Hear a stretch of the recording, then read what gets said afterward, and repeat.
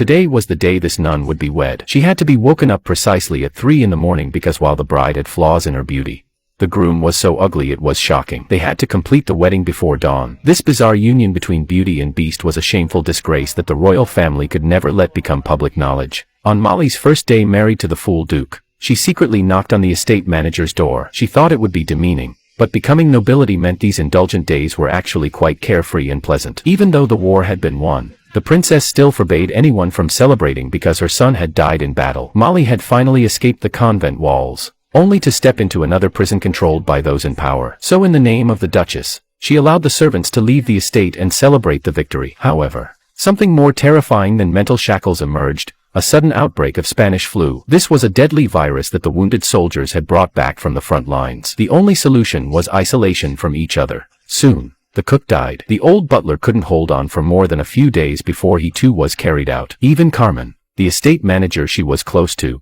feared the flu and made one last passionate farewell with her.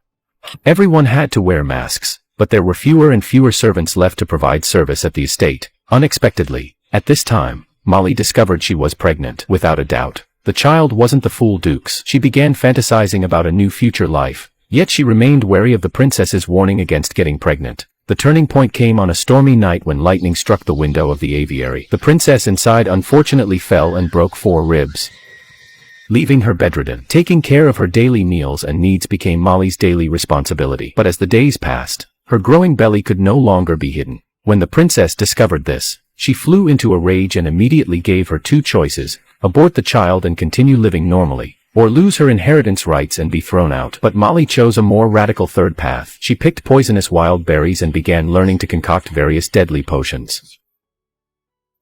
She prevented anyone from visiting, even blocking the princess's granddaughter Bee from entering the room. At this point, her words were like imperial decrees. After all, she was the only normal person left in the house. However, though the princess grew weaker each day, she never stopped insisting that Molly abort the child. She even threatened not to name an heir and donate all her inheritance without leaving a penny. Molly had fought tooth and nail to get this far. Her silent rebellion had to take action.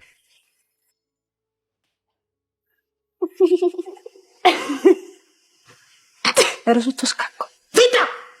The sign of her rebellion was that even when slapped, she would face it with a smile. So after leaving the room, she immediately changed into black clothes. Mi ripetevo, io odio, io ti odio.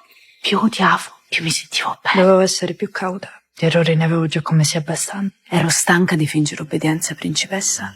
For her child and everything she had fought desperately to gain, that evening she delivered the deadly soup,